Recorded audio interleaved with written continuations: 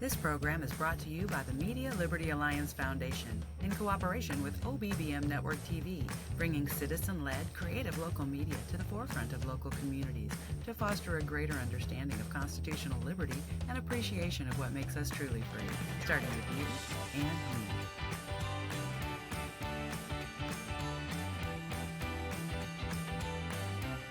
The Zach Rateliff Show is brought to you by Mortgage Financial in Texarkana, Exceed Health Clinic on Mullen Drive in Texarkana, Elmwood Custom Goods, and Church on the Rock, Texarkana. That's churchontherock.org. As a tornado swept through a Mississippi town, people at a church were singing Amazing Grace and praying. Fortunately, no one in the church was injured. But what would you do in a life-threatening situation you couldn't control? The Bible shows us how to find peace in danger and hope for eternal life when we face death. Don't wait till death may be imminent to get right with God. Do it now. I'm Pastor John Miller. Visit me at churchontherock.org.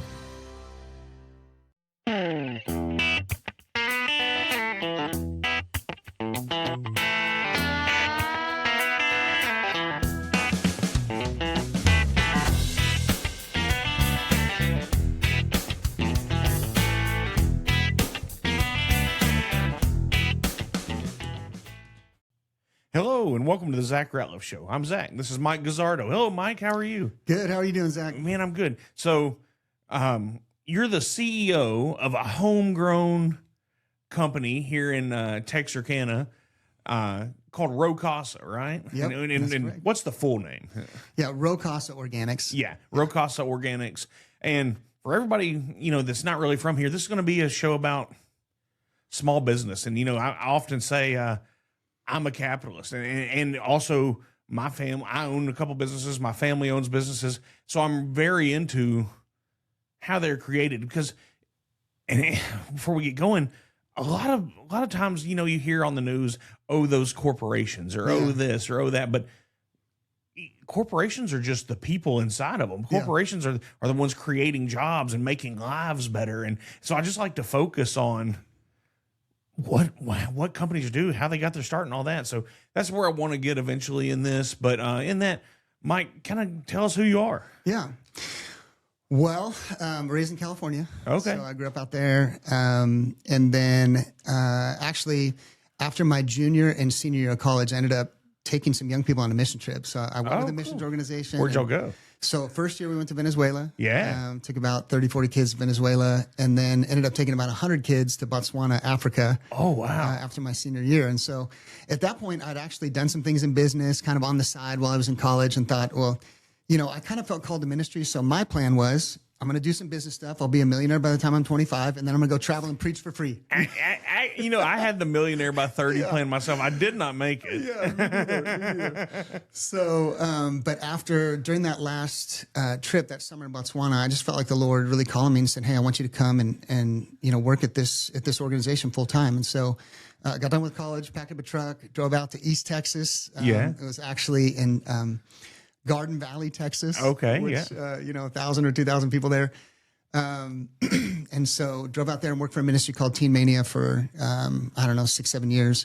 Man. Which was great. Met my wife out there. She was going to school in Tyler. Okay. And at that point, I was teaching at a college group out there. Met her.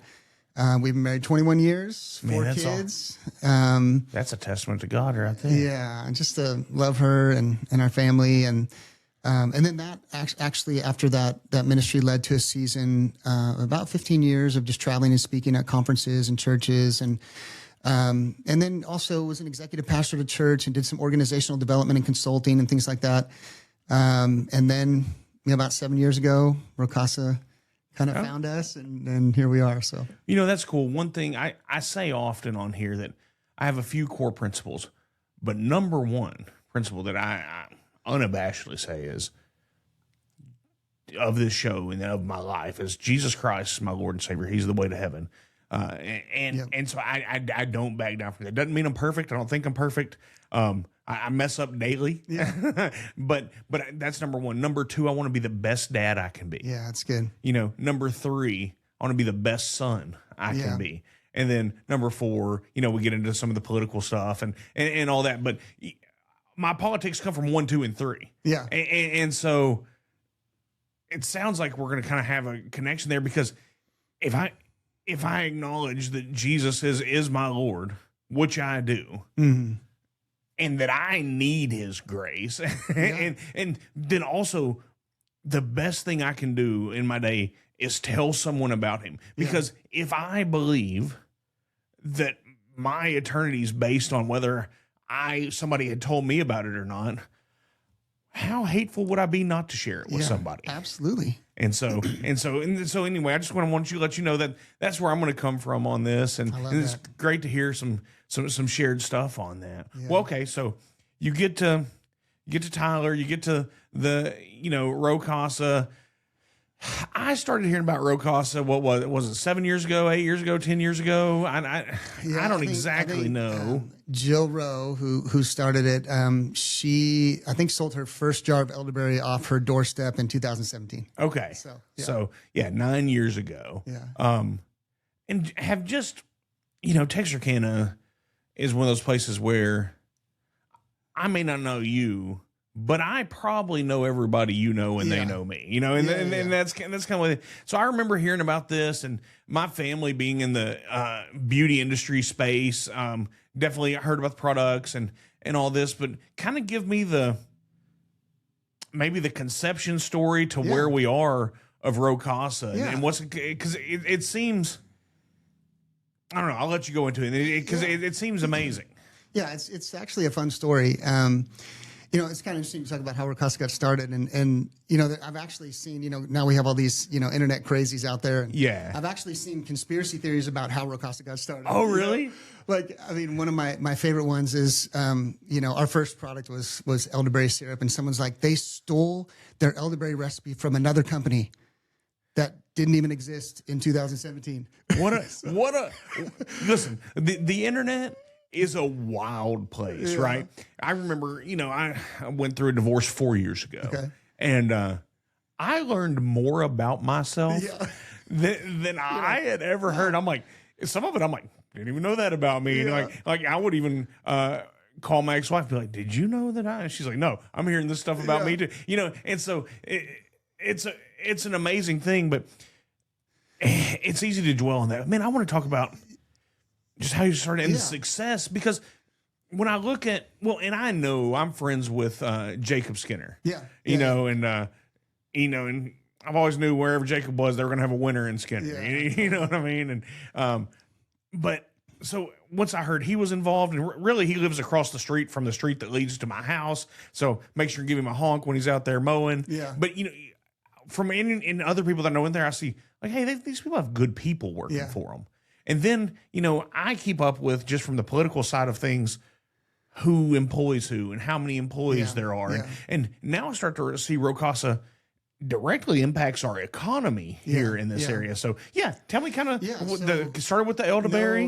No mystery, really. It was just, so Jill, back in 2017, she actually really wasn't on the health train yet. So she had some people in her life that were, my wife had kind of started her health journey, had some pretty significant results, and she was talking to her. She had other people in her life, and so she had a kid at the time that just was sick all the time. I mean, literally carried around a medicine bag with like inhalers and allergy medication, stuff like that.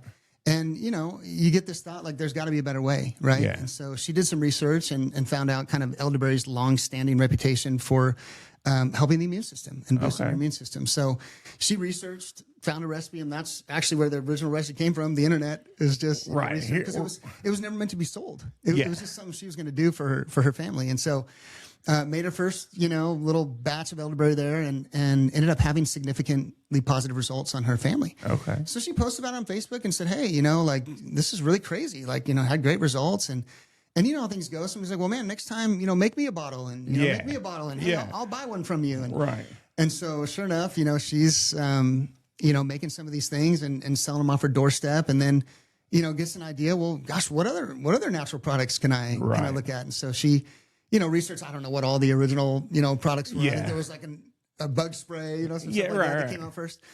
And so she would come home at family gatherings, and she would tell me like, hey, here's what I'm doing, and we'd talk shop sometimes, and maybe I'd, give an idea or two because I'd done, a fair amount of business stuff, consulting to that point. Right. And so finally I think it was late fall of 2018.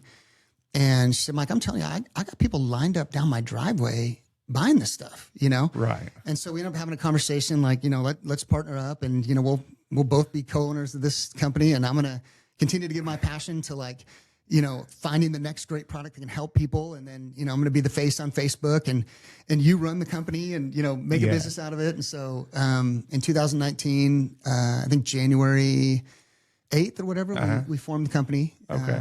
And well, let me ask you about that. So was there some consternation about going into business with family, right? Yeah. Because we're business owners. I've seen family partnerships and there's a lot of blessings that come from that, but there's a lot of, you got to work through a lot of stuff, man. Yeah. So kind of what's that? I mean, and we can go as far or not as you want, but that's just a natural thought process for me is, okay, now we're going into business with family. Yeah. That can be real good if everybody's on the same page, but when you're not, you're not. Yeah. No, it's a great question. And I agree. I mean, I do think there's absolutely challenges that come with going into business with family. I think for us, it's worked. And I think it's worked because we've just developed over time a practice of, I'll call it either mutual respect or mutual submission for each person's area of gifting. Right. So, again, given my experience previous to Rowe Casa, it was decided pretty early on that I'd be the CEO and I'd run oversee the staff, run the day-to-day operations, financial decisions, things like that. Right. Jill found most of her passion in kind of the product development space, like what's the next great product and influencing on Facebook. Right. My wife actually ended up coming along fairly early in the process and helping with a few things, but really had an incredible knack for branding, and she became our face on Instagram. Oh, awesome! So it was kind of a three-headed monster. But what has been successful for us is that say we have a big decision that's from a business standpoint. Of course, I involve them in everything, and they'll give opinions, and sometimes it changes. I'm like, well, that's true. Maybe we'll do this. But if I say, hey, I think this is the direction we need to move as a company. Both of them are really good to say, okay, we trust you. Right. And, if Jill has an idea about a product or something, or, hey, we need to do this or whatever, I'm like, hey, I trust you. Or if my wife's like, we need to change all our branding. We're doing a rebrand right now and changing all the labels. Which does happen. Yeah. But we trust her because she's gifted at that. And so I think just that mutual trust, in each other and letting each other lead in the area of their gifting has helped us. So then you have this mutual trust. Then we throw it back to 2018. You form the company. Jill's got people lined up down her driveway. Yep. Here comes Mike. Like, all right, I'm going to be CEO of what is this, right? I mean, right? Like we've got 10 products or however many products you have, and but we're going to make a real run at this. Yeah. So what's your thought process from the jump from 2018? How's this work? I mean, so the funny part is, I've always loved helping people, and that's why I did ministry. Yeah. And so I saw this as another opportunity to help people just physically. And I thought to myself, maybe even be some good side money, make a couple $1,000 a month and nobody's mad about that. Yeah. I mean, I had no clue, what was coming. And so, that first month we started a website, and I mean, it feels like it's been a 7-year journey of blitzscaling. Oh, really? Trying to keep up with demand, trying to, figure out new systems, new facilities, new machinery, hiring people. I mean, it has been, there's been a lot of chaos. Growth is, when you have rapid growth, it's never easy and it's hard to scale it. We've had business consultants early on who came in and they're like, wait, so you're going to be an internet seller and you're going to make your own products? They're like, don't do that. Yeah. They're like, that's suicide. Don't do that. And I realize now, like, it's absolutely a significant challenge, but, it was important to us because we wanted to be able to ensure the quality, of the ingredients and the process and all those things so that we could stand behind and feel really, really good about every product we were putting out. But yeah, it's been a crazy journey over the last 7 years. Well, so when you talk about health and all this, let's kind of walk me through. We talked about the elderberry and how you started. What are some key products? And first of all, how many products do you guys even have? Over 300 now. Okay. Yeah. So we're doing a lot. Yeah. So when you're looking at these products, are they all for health? Are they in the health and beauty now? Are we? Yeah, I mean, it spans a variety of categories. So, health and wellness, of course, personal care and beauty, household, pets, babies. I mean, it pretty much spans the gamut of areas. Well, and the reason I wanted to ask that, so when when you're putting out such a mass thing and you're producing them yourself, there has to be I'm just a good old boy, so I don't always have the term for it, but just a product check just to make sure that, hey, this is safe around my baby, or this is safe around my dog. Everybody's got a dog they carry with them now. I mean, my dog's still out in the backyard, but you got a dog that's going to come. I was even thinking about this yesterday when I was spraying in my backyard. And then my dog comes. I'm like, oh man, I hope she doesn't taste that I just put there, and something bad. So I'm sure you have to have the same worries as. We're not just giving this to friends. We're selling this online. And how are we ensuring, one, the product's doing what it says it's going to do, and then two, is safe for my baby or to put on my skin? Or I think there's worries there, right? I don't know. I've never been in the space, but yeah, no, absolutely. In the early days when you're just getting started, you're formulating products, you're talking to naturopaths, you're kind of moving stuff. Pretty quickly, but nowadays, it is. I'll tell you. I'll walk you through a little bit because I think it's a really interesting process to see, just from inception to bringing a product to market. Okay, and I hope I don't miss any steps. We have an incredible art quality director, Ivan Gonzalez. He's our chief compliance officer, and he spent 25 years in the pharmaceutical industry, which is like you can't get more stringent than that, And so he's helped us a lot. But so essentially, here's how it works. Like we'll have a channel on Slack, and some new product ideas, and so anybody can put an idea in there. Maybe Jill, maybe my wife, maybe another staff member. Just say, hey, I think we need. It could be a good idea. Maybe a recommendation from our customers, right? So they just kind of show up in this channel, and then a couple times a year. There's a team, they'll meet and they'll say, okay, do we have passion behind, any of these products? Does it seem viable? And they'll select some that they say, okay, these are in queue for development. Okay. So from there, then it goes to now we have a team of professional formulators that are in-house that work on those things. We have a team of naturopaths we can consult. In our quality department, we've got organic chemists, microbiologists. They speak into the situation. So it is a collaboration of some really, really, really smart people, smarter than me, that, will come up with a final formulation. So then from that point, then you have to find suppliers for the ingredients. So when we're saying formulation, these are chemical compounds to make desired products. Correct? So yeah, we use only natural ingredients. Okay. But there's still chemicals. Absolutely. I'm not trying to say it. Yeah. Natural. Yeah. Yeah. So they'll, come up with the whole, is it a cream? Is it a salve? Is it a lotion? Is it a consumable? So they'll, depending on the, the product, they'll come up with that formulation. And then when we go to find ingredients, to be a supplier for us, you have to submit all kinds of paperwork. We need COAs on every single ingredient to ensure purity, authenticity of whatever we're buying. Certificate of authenticity, just making sure that we have, so you're sourcing the material. Exactly. So you know who's touched it, you know what it came from, Exactly. you know how it was grown, that type of stuff. A lot of suppliers can't provide that kind of paperwork. Really? And so then you don't know whether or not their stuff is legitimate. So, but anyway, so that limits your 100%. your pool to get ingredients. We won't use anybody that can't provide the proper paperwork. That alone says big deal to me. Yeah. And from a business standpoint, that has to be. Just from my business mind, that's a decision that you have to know is going to cost you financially because now you're limiting your pool. Yeah. We make, maybe it'll come out through the course of the conversation, but so many decisions that, we could absolutely do things way cheaper, way less expensive, and honestly, even probably still be the most natural product in our space. But our mission from day one is we're going to create the absolute best and most natural version of a product that we can. Yeah. And, we care about our integrity to be able to lay our head on the pillow at night and know that more than we do. Did we, save 20 cents on this product or what have you? And so. Well, and I want to get into that for a second. We'll rabbit hole. Yeah. I've picked the weight loss journey back up since February and been hitting the gym again. And it's starting to. Just kind of went through a funk, right? And it happens. But God gave us. Now, let me say this. Let me just throw in a classifier. He also gave us medicine and doctors, and I'm not telling anybody not to use any of those things. Absolutely. But he gave us the world and a lot of ingredients to use and to put it.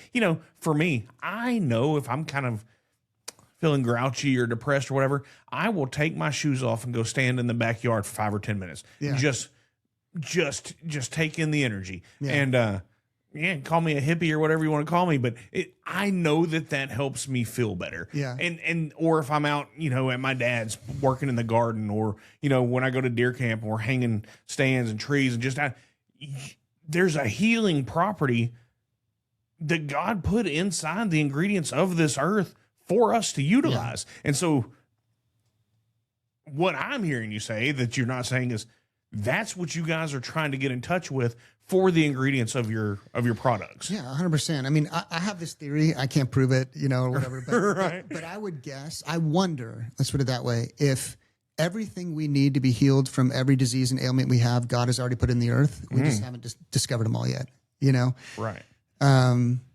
So, but I mean, continue on with the process. So, right. Ingredients come in.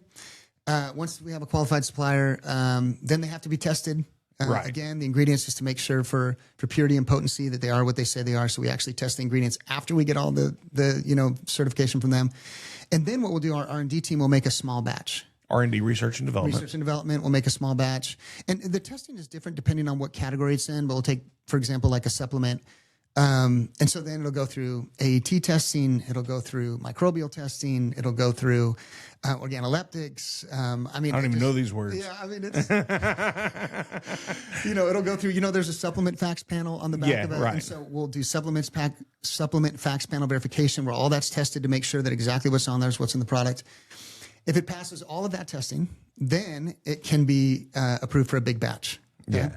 So before we do a big batch, we create what's called a batch record. And a batch record is the exact process that you have to follow to make this particular product so that we can ensure that the same process is followed every time. So that you can repeat it if it's successful. Perfectly, ideally. And so we've adopted like a pharmaceutical level of our batch record. So every single step requires 2 signatures so that we can ensure that every single step is carried out on every single batch properly. Which I'm guessing a lot of this comes from your quality control inspector that you were just talking about, because that's what he came from, That's right? exactly right. So he's kind of upgraded our, like above even where any other supplement company would above, be. there's industry standards, and then there's you guys. Totally. And we appreciate that. I mean, he's brought kind of, again, a pharmaceutical level, type of compliance. And so anyway, we'll make that batch record, and then we'll make a large batch. Okay. Once you make a large batch, it has to go back through all the testing again, to make sure that batch, because, especially like with supplements, we test every single batch that we make before it leaves the facility. There's not one batch that comes out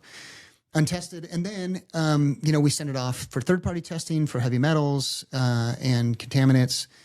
If it passes all of that, then it goes through our quality department. The quality department, they look for some small stuff too, like, is the label crooked, stuff like that. Right. But also things like, fill level. If you say there's 16 fluid ounces in a bottle, it's funny, the FDA actually doesn't give specific guidance on that. It says it has to be reasonably close.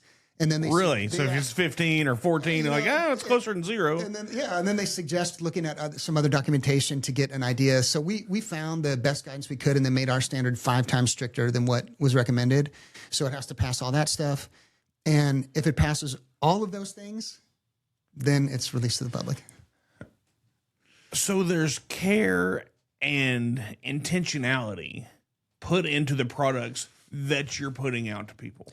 Well, you have to. I mean, I talk with our team a lot about, yes, we're selling products. And if we make the products well, the natural ingredients in there, they're going to impact people's bodies in a positive way. I mean, everybody's a little bit different. Not every product's going to work the same for every person. Some people swear by one product. Some people are like, it didn't really help me that much. But for those that can be helped by those ingredients, having them in there and having the right form of them and doing things the way we do is going to help them. But at the end of the day, what I tell them is, guys, what we're really selling is trust. That's what we're selling. People will buy from us if they trust that they can trust our process, they can trust our ingredient sourcing, they can trust that the finished product is what we say it is, and that we're taking the kind of care that we tell them we are. And so, it's really important to us. I'm sorry to interrupt you. That trust factor, man, that's a big deal. Yeah. And kind of on our theme of the Zach Rateliff Show is brought to you by Mortgage Financial in Texarkana, Exceed Health Clinic on Mull Drive in Texarkana, Elmwood Custom Goods, and Church on the Rock, Texarkana. That's churchontherock.org.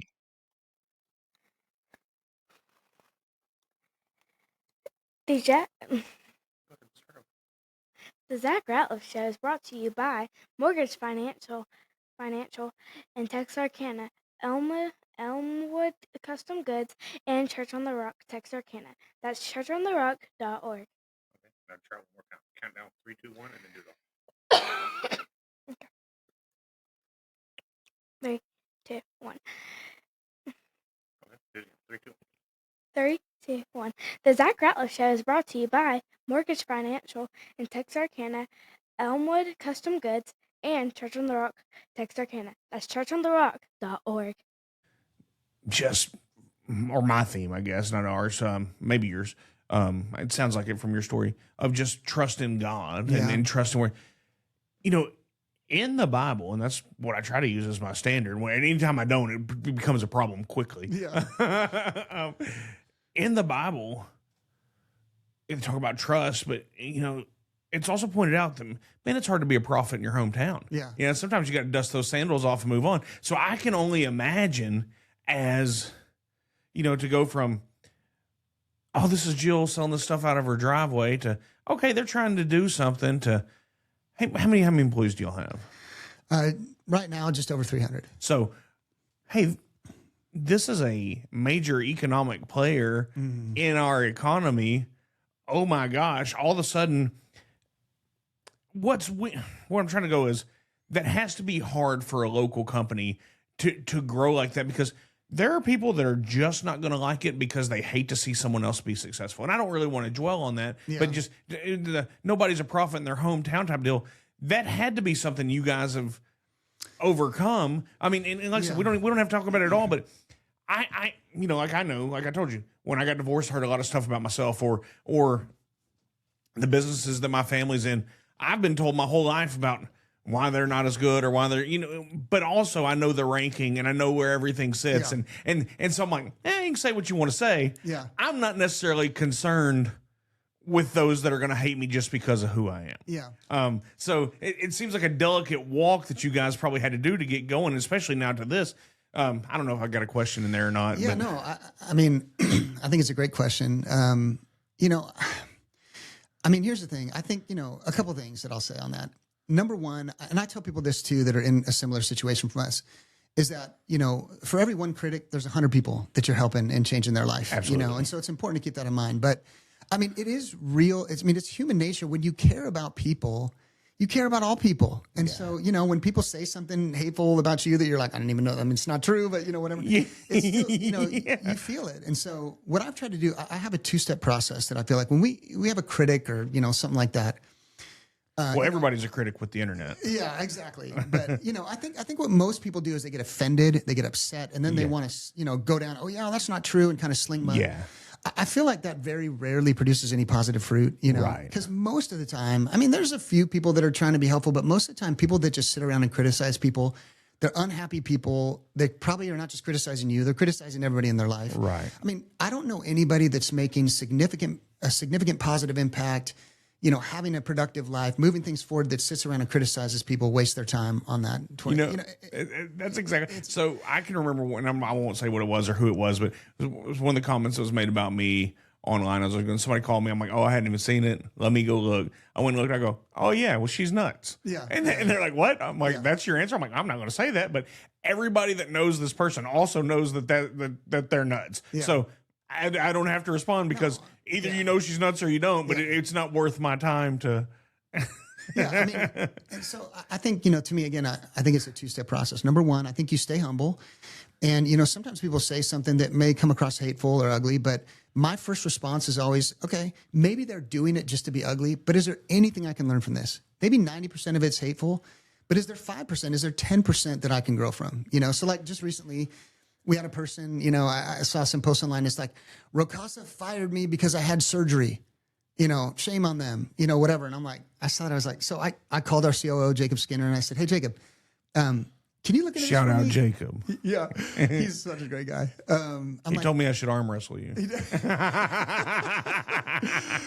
But I said, hey, is this true? Is there anything to this? And so, because I'm like, if there is, let's talk about it. How did that? It sounds like it wouldn't be true, but Yeah. So sure enough, he pulls the HR record, submits to me, goes, Mike, I don't know how to tell you this, but like, it's just a blatant lie. Like, here's her HR record. She was never fired. She resigned. He's like, I don't really know, Right. whatever. And so, but my first process in that was, hey, let me at first see, is there anything that we can do to grow from or get better, you know?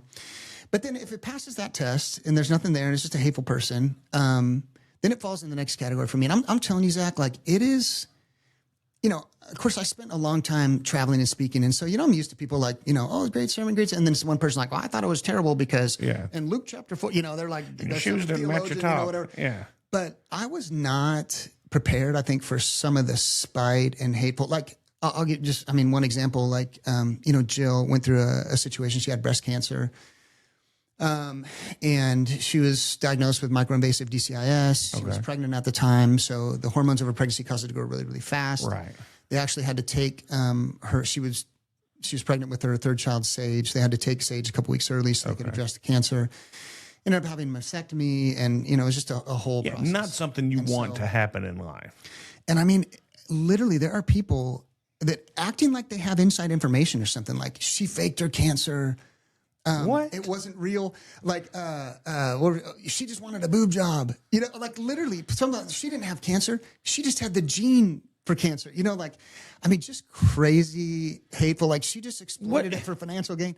Her products caused her cancer. I mean, I have seen, and Jill, at one point, she reached out to me. She goes, Mike, should I just publish my medical records? She's like, none of that's true. I have proof. Here's my diagnosis. She's like, I didn't even get implants. She's like, I used my own fat because there's, you know, some health concerns with implants. She's like, it wasn't the gene. Like, I mean, she went through all this. And so what stuff. if she did? Well, yeah. And I told her, I said, Jill, I said, anybody that's going to take their time and disparage another person, especially when they don't know anything about something as sensitive as that, even if you provide them with truth, it doesn't matter. They're just going to find some other thing. So once again, somebody knows that person's crazy, and then they know. So, you know, our customer service team, you know, they see that stuff, and I encouraged them the other day. I gave them the example of Nehemiah building the wall. And, you know, so he's building the wall, and you remember the two, I think it was Tobiah and Sanballat or whatever, you know, these two guys, they kept coming trying to intimidate you know, Nehemiah, and hey, you know, we got these letters, you need to stop, and, you know, come meet with us. You know, they're doing all these things, and he gave his famous response. He's like, you know, I'm doing a good work, and I can't come down. Right. And, you know, I just told him, I said, hey guys, look, you know, we're going to continue to be humble, learn from everything we can. But once we realize it's just a spiteful person, I said, you know, we're doing a good work. We're helping a lot of people, and we're just going to continue to focus on that. And when you're helping people from a godly position, not saying that, you know, because I try to bring myself from a godly position. Once again, I don't hold myself as perfect or mistake free because I'm not. And side note, the one person that ever was came to earth and he got murdered for it. And hated on all the time. You know, he was hated. About him. Yeah, he was hated everywhere. Luckily, or by design, I guess maybe, he was God, so he got up. Yeah. So anybody that, you know, it's the whole thing. Cast the stone, don't live in a glass house. It's all those things. But anytime you're successful, man, this is, and I hate that about, you know, I used to manage big box retail. And so managed a 35 million a year box, you know, during seasonal times, you know, it would be, you know, 200 plus employees. And, you'd hear that even in a corporate store, you know, you would hear that amongst, of course, you know, you had to be 18 and up, which I had 18 to 75 that worked for me. So there are a lot of demographics inside that. So it was, golly, you would hear that same stuff from your employees and all that. So, and I guess where I'm trying to go with this is, okay, so you're hearing this, and you and maybe for leadership, you can go, we can look past this. It's just people being people. It's just the internet. And like I said, Jill, like, oh man, I wish I could put that online. No, just we gotta, you know, brush the haters off. But how do you keep it from affecting employee morale? What's the leadership? Because if you have, you know, 300 or more employees, there's good leadership involved, or it will never get that size. And especially, and we'll talk about the scale and you guys growing here at some point, but maybe right now. But as you've grown, that doesn't happen without leadership and without the right people in the right places. So how does leadership keep any perceived negativity or internet hate? How do they keep that from affecting people that, look, you know, I don't know, maybe the guy that drives the truck to haul it somewhere or packs truck, he's doing this to support his family and his life. And there's 300 families that are being supported through this, and you don't want them to get caught up in it. Yeah. I mean, I think thankfully, the people that are there now, they're there every day. So they know, they see what's real and what's not. So, some of the crazy things that come out, they can just be like, whatever, Yeah. But I think, at the same time, Zach, there's, tens and tens of thousands of reviews, hundreds of thousands of comments online of how many people are being touched and helped by these products. And so, I think it's, sometimes in all of us, it's easy to magnify the one, because they're the loudest. Yeah. But I think when you look at it in a scale, like I said, for every one person that gets upset, there's hundreds of people that are being helped. Oh, yeah. And so I think for our staff to, continuing to focus on that and then continue to create a family atmosphere that, hey, we want to, we're going to stick together. We're going to continue to help as many people as we can. And if you go to, some bank or some other thing, that's never going away. There's always going to be some people that are critics. And, that's exactly right. I haven't interviewed anybody in a long time for a job, and a couple years now. But I staffed a whole box store, and then I went in and fixed another one, and then managed banks for almost a decade. So at one point, I'd estimated I had done over 2,000 hiring interviews. Okay, wow. And so sometimes you just miss it. Right. So sometimes you're going to get somebody that's not happy and they can't. But so I say that to say that this person, I'm not saying this person isn't out there, but just throughout life, like we said earlier, Texarkana, everybody knows somebody that you know. Yeah. I don't hear a bunch of people going around that work for you that have bad things to say. Yeah. Right. And that's what I'm saying. Yeah. I've missed a couple interviews, and maybe there is. I'm sure there's somebody that isn't happy and they've got their own story. And okay, fair enough. It happens. But just in general, man, you guys seem like a quality place to be. You seem like a place that tries to take care of your employees and then tries to take care of your customers. Yeah. I mean, look, I'll be the first to say, first of all, our staff is just incredible. We're so grateful for, those that are here now and even those that have been there for a season. But, because it's been, Zach, it has been, I'll be honest, it's been a challenge to scale, the way that we have. We have changed, in 7 years, we've changed buildings 4 or 5 times. We've had multiple buildings at a time. I was talking to Jacob, called me because I do some commercial real estate and some of that. He's like, hey, man, if you can come up with some warehouse space or whatever. And of course, I wasn't able to, but you guys were able to make the right connections on that. But it's like, and that's when he made that call, I'm like, oh, these guys are doing something. Yeah. And so, that kind of growth does create a fair amount of chaos. It's, sometimes these companies have been around 20, 30 years and everything's smooth and everybody's operating, but it's like building a house. It's like when you have a house that's done versus a house that's under construction. Oh, dude. It's a different looking thing. And so our house has been under construction for 7 years. Now, I feel like we're very close where, we have what I feel like will be our final building. We have a 150,000 square foot building that we can, move a lot of our stuff into. And we've got, which is an insane machinery. Number. That's what a blessing to have that. Because, one of the boxes that I managed was 32,000 square feet. So when you say 150, I know how big 150,000 square feet is. Like, that's a lot of space. Yeah. It was a God thing, even how that happened. And, but I think what we've tried to do, we realize it's funny, in some of my previous stops, building staff culture has been something I always hung my hat on. But this has been a challenge for me because I realized, like, in those previous atmospheres, I was there, right? All the time. I was on the same site. All of our people were there. Well, with Rowe Casa, probably 60 of our salaried employees are remote. Yeah. Even the ones that are on site, we have 3 different shifts.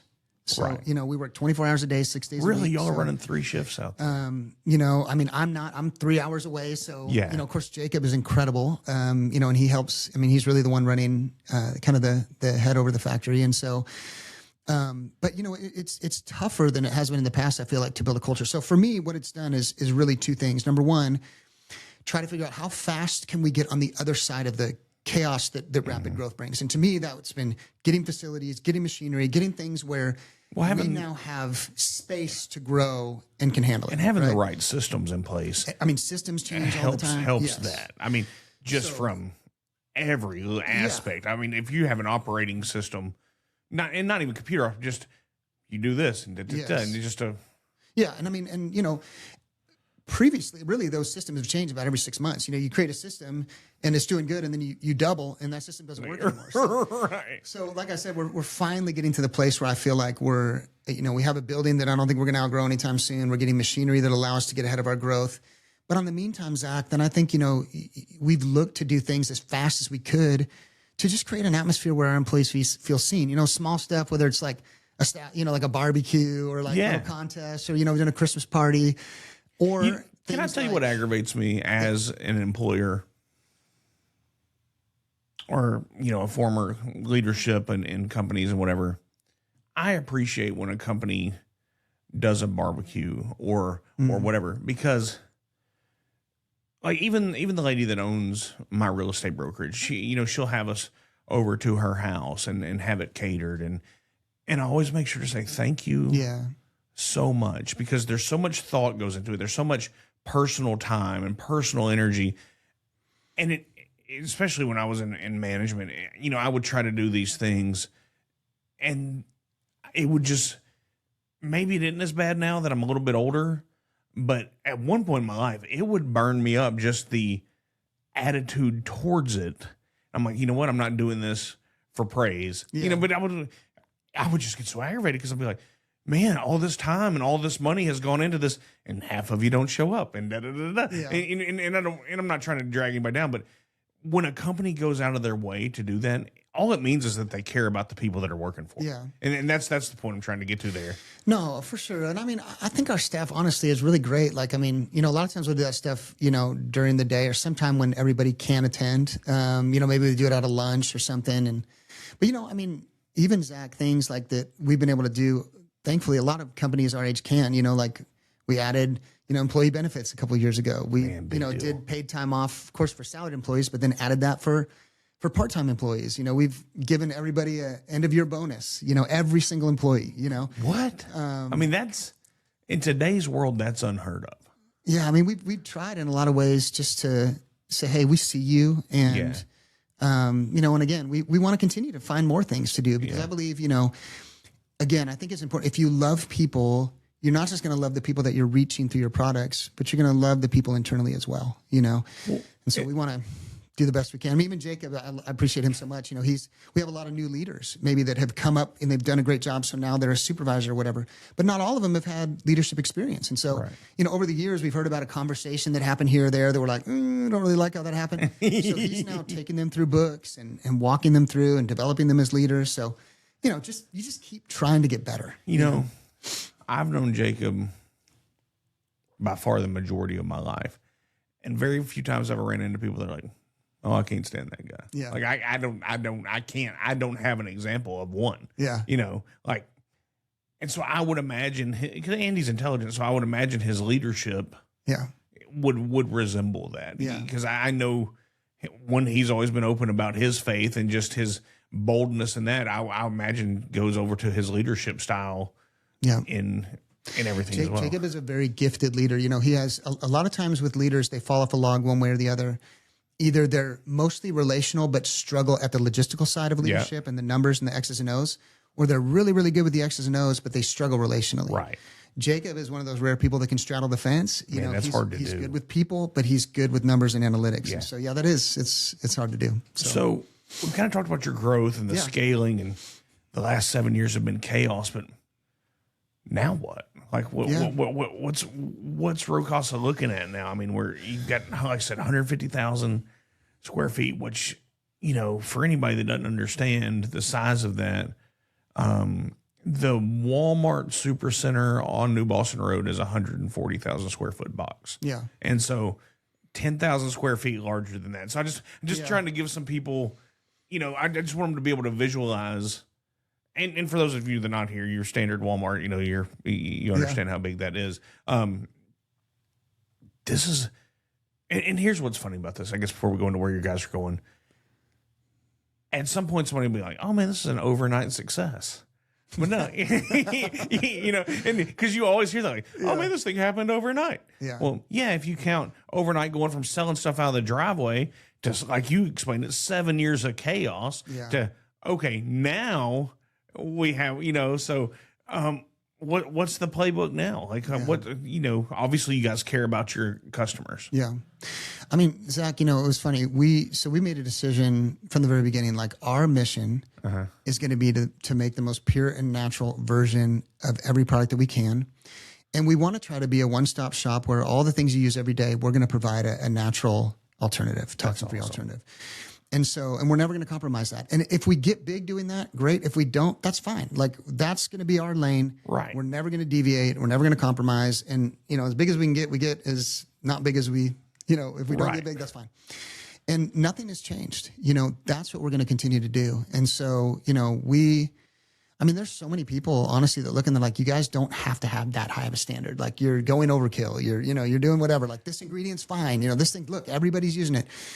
We're just not going to do that. And so our plan is, right now we're, again, getting ready to move in that new building and making sure that we have capacity to handle growth so that we can, kind of like make sure that everything feels not quite as chaotic as last year. Right.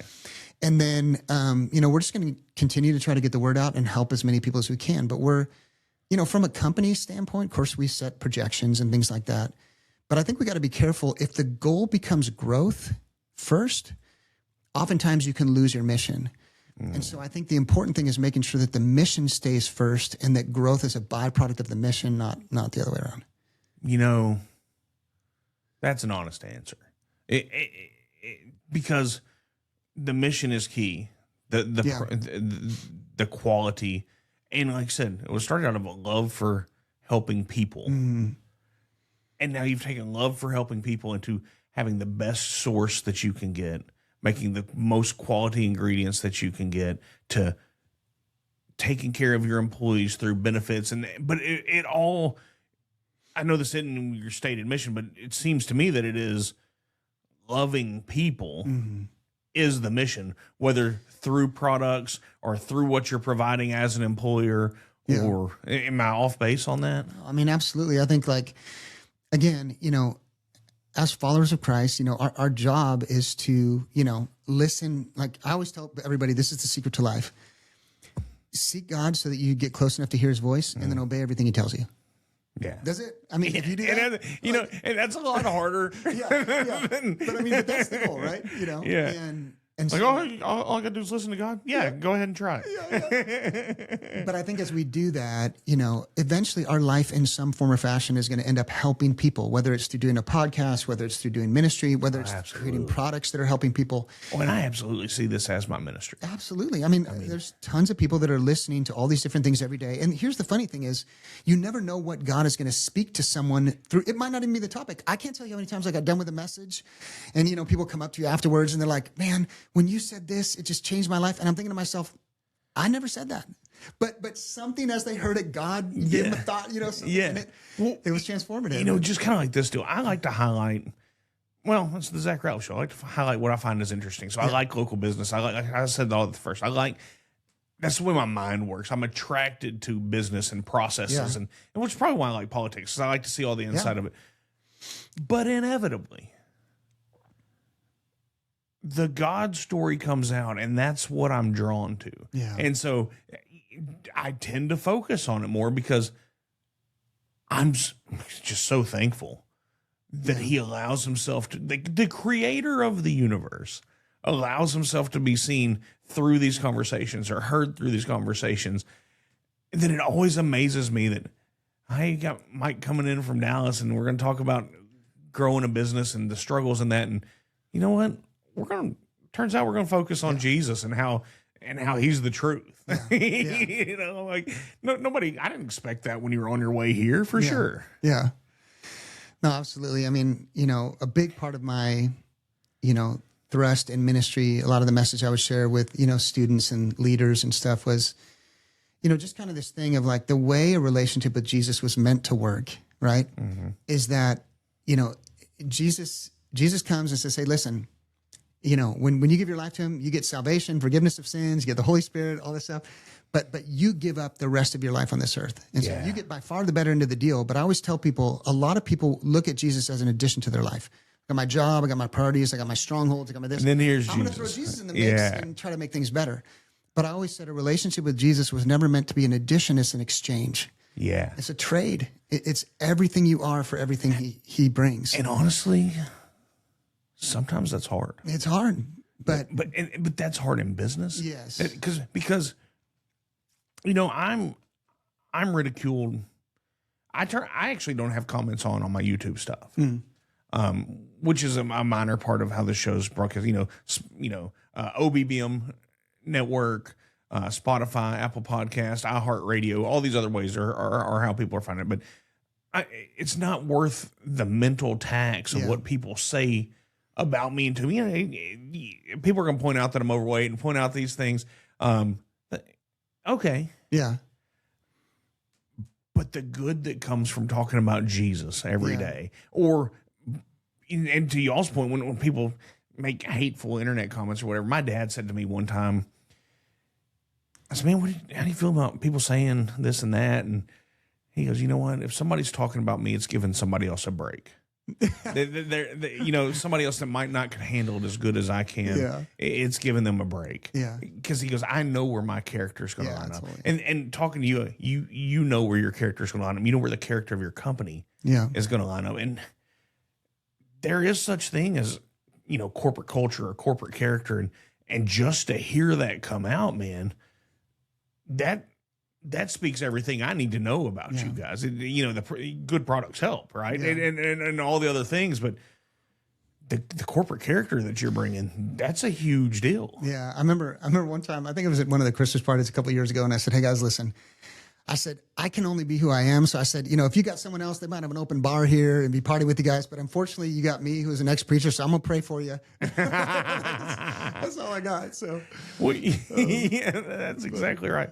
Man, I just appreciate you coming on. I appreciate you making the time to be here and just to talk about what you guys are doing. I think it's an important part of regionally our economy, but I think it's a good conversation for those that aren't regionally to hear and just to know that there are companies, when you hear like I said earlier, the corporations are against you.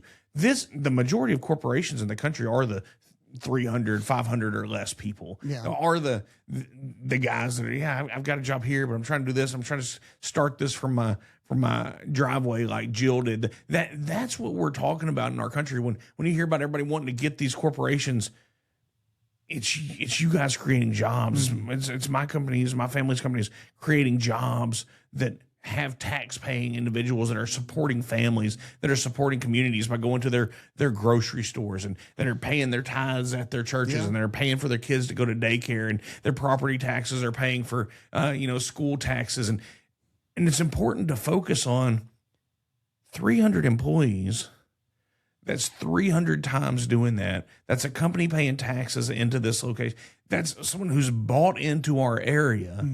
To make life better, even for those who don't have anything to do with the company, even for those who have never bought a product, just by being here, you all are making stuff or enhancing the lives of everyone in the area. And that's what, no matter where you are in the country, you need to realize about these quote unquote evil corporations. No, I mean, there are some big companies and good for them. Yeah. But the majority for sure are the Rowe Casa Organics of the country, right? Yeah. No, that's exactly right. Yeah. Well, I'll give you the last word and then we'll get out of here. Website. Yeah. RoweCasaOrganics.com. It's ROWECASA organics.com. Just grateful for the opportunity to come on. Super excited, Zach, for what you're doing and all the guys doing in your life. And man, we're gonna keep trucking along in our area and try to help as many people as we can. I know you do the same. So yeah, man, I'm honored to meet you.